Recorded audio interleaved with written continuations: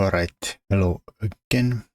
Let's keep on going our coverage of the Lasker Capablanca World Championship match from 1921. This time it's Lasker on the white side, Capablanca on the black side. And we go d4, d5, like the first game. Then c4, e6, knight c3, knight f6, so more traditional Queen's Gambit move order. Well, white plays knight f3, black plays knight bd7, and then we get something different. White plays voluntarily e3, shutting down the bishop. This, of course, is perfectly fine.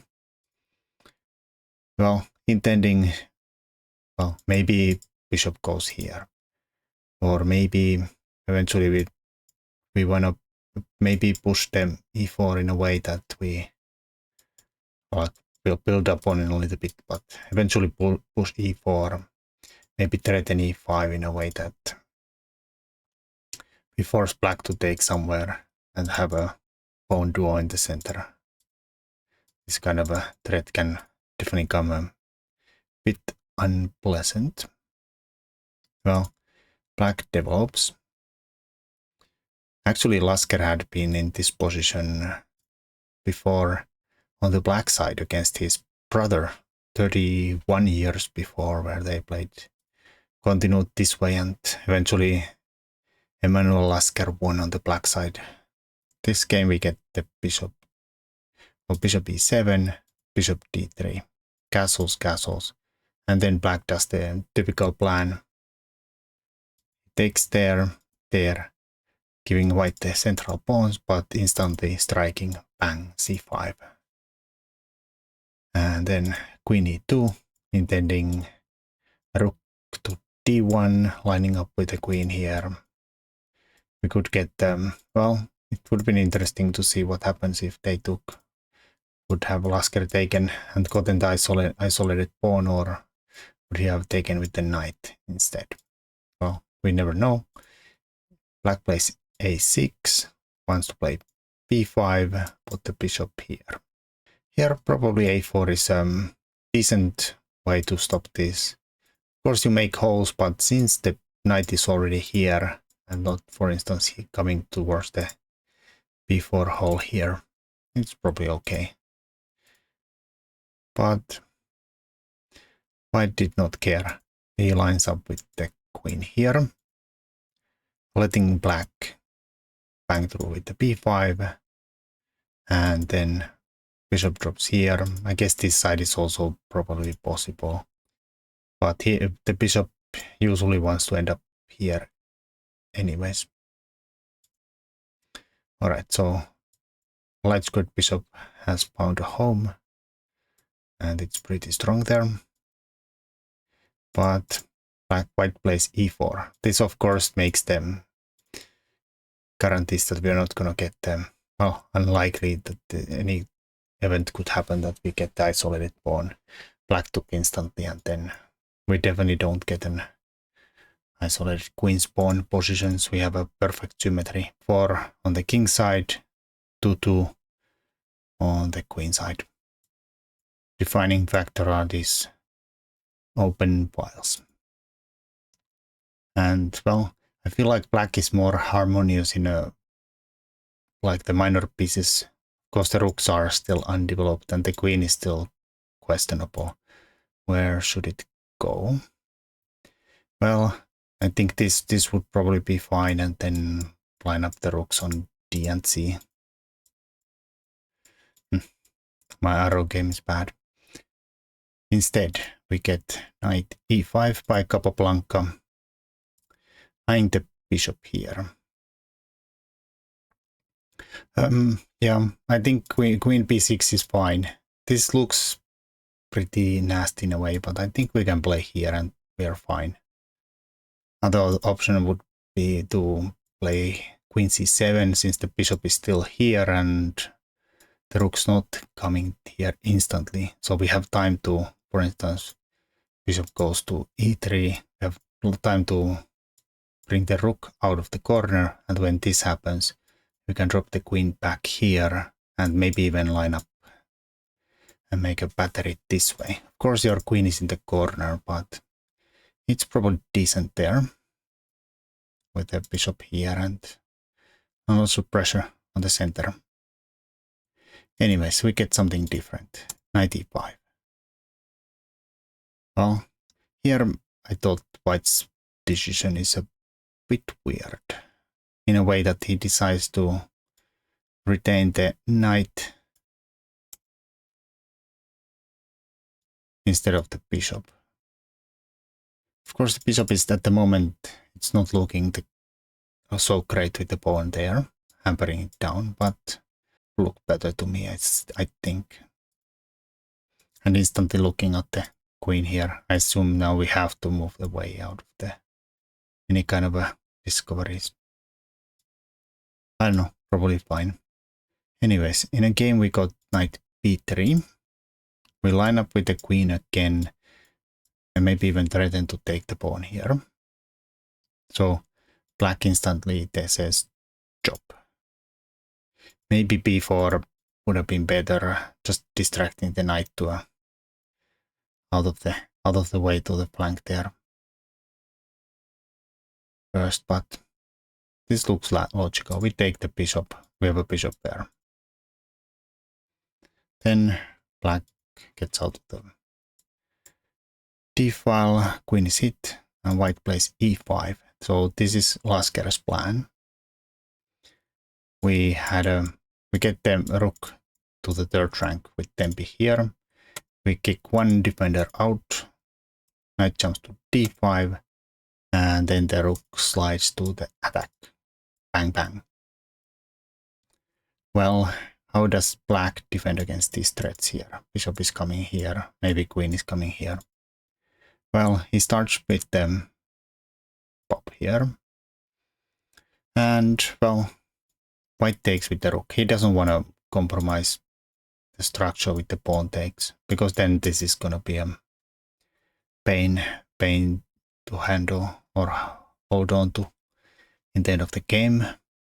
So he wants to get them tempo on the queen, keep the pawn structure here harmonious, and then when black dodges away, he swings back in. Maybe a threat, maybe a threat. Both can be dealt with. And black decides to do it with the rook fd8. We have to eventually play g6 anyways, and well, it's good to be out of the diagonal when we do. Well, bishop g8-6, forcing g6. So there is looks a little scary with the rook here and the bishop here, but it's not so easy to get the queen in. Well, it also takes time, and white has some own problems.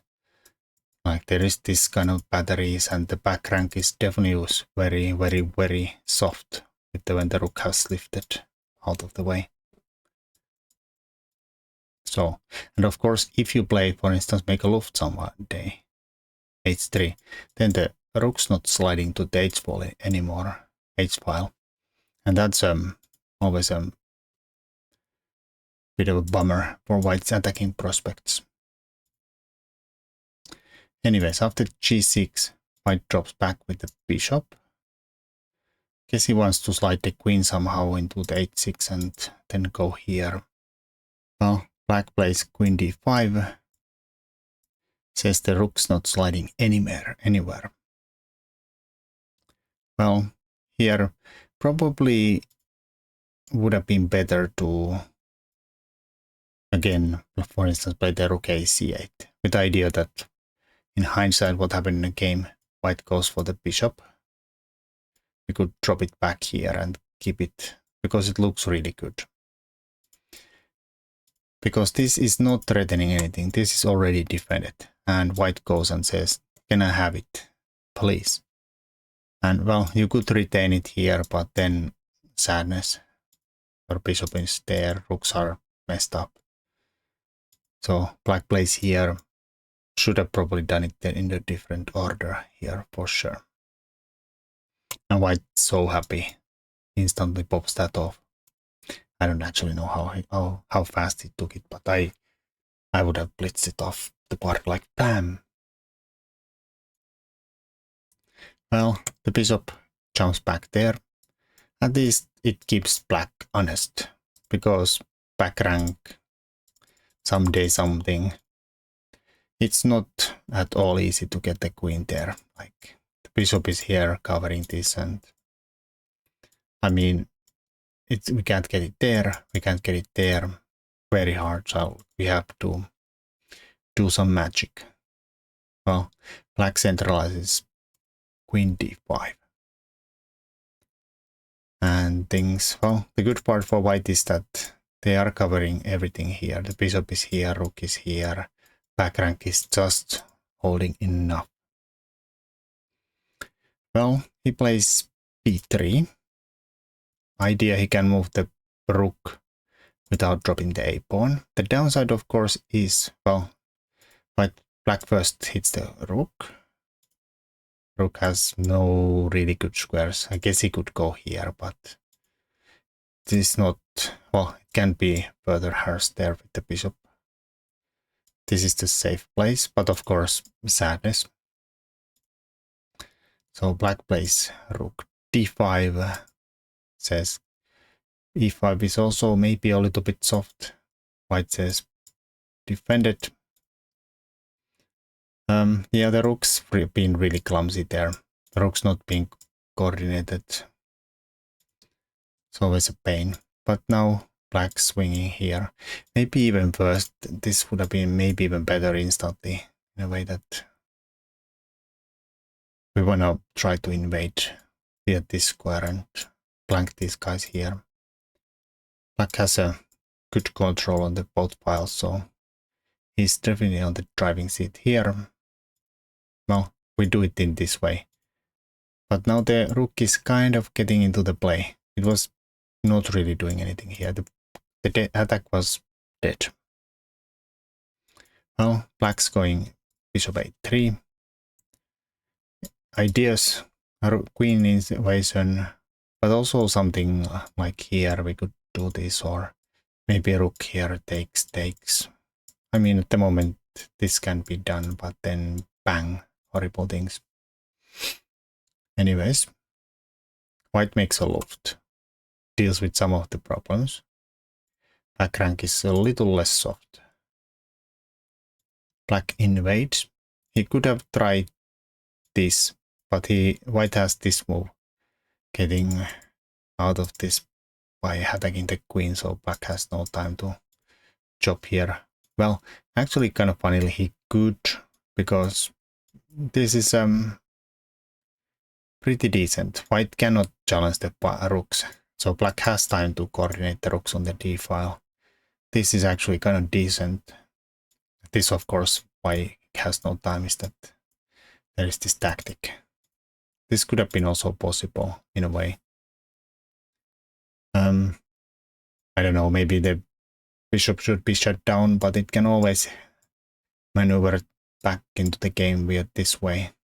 But black should definitely take the control of the pile here, and then this becomes a problematic thing.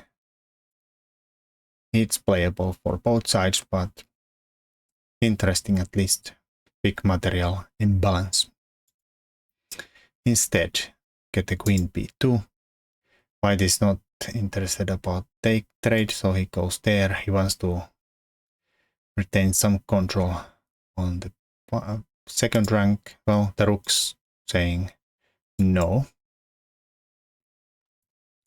Wants to take the pawn.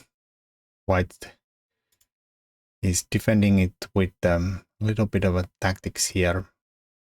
Now if black gets greedy, he actually dies with the queen f6. Black can go here, then there is the pop, pop. And this is kind of handy looking tactic here, and you can also do it this way, in a way that you do it here and then it might be even more annoying. Black will definitely die. So black does not take here, comes back, defends the queen's entries here. And then Lasker plays rook e2. Again, this is untakeable because of pop, pop, and then suddenly pop. And the rook swings this way, dead again. Let's say queen plays somewhere. Let's play, no, sorry, that hangs the queen. Let's play here, rook c8. It looks like we can go back here, but then bang. And well, let's put the queen somewhere else where it's not hanging. Then this still works like here, here, pop, pop, and then queen c6 works. Even this works in a way that you have to defend the bishop and then white wins it by this way. But queen c6 is even better. No way to keep the queen out of there. And the queen is covering checks on this deck, and also black has no perpetual for sure. Alright, so in a game we see pop, pop, defense, queen b1, king g2, and then bishops get traded. Well, Lasker says no. Again, this is possible, but now it's no longer as good because we can't swing in here and the rook has no time to get all the way here. Black has their own attacking ideas here too. Something like this, and it's fine. This guy goes in, a rook threatens to go here, so black probably has to now take the perp here. Check, check, go, check, go. And black has to take the perpetual. He cannot go here because of this, and then, oh, the rook's hanging. Horrible things happening here. No good at all. Anyways, we keep the bishop. Black plays h6. Again, this is possible. White can, for instance, try to sneak through here. This is fine. This can be defended with the queen here. h6 might be better. This is fine. It looks scary though. It looks scary. Well, in a game we got h6 first. White plays h4. Some room for the king. Get b4. Little squeeze play, but putting pawns on the dark squares. Then white offers a trade. Well, we get chop, chop. King g7. Rook c4. Feels like white is getting on the better side of things, but black says no entry. King gets closer. Get g5. Pop, pop, pop, pop. Trades happen.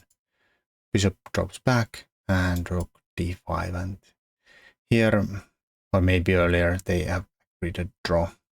It's about equal. Neither side can anymore get anywhere. Definitely not in a way boring game. Felt like there are some odd moments.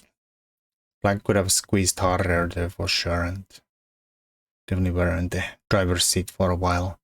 And well, White's attack looked a bit scary, but maybe just like it was just visuals. It was not really going anywhere at any moment. Black had always the resources to hold on. Now, after 2 games, score 1-1, 2 draws. Nothing has happened yet. Anyways, thanks for watching, and until next time.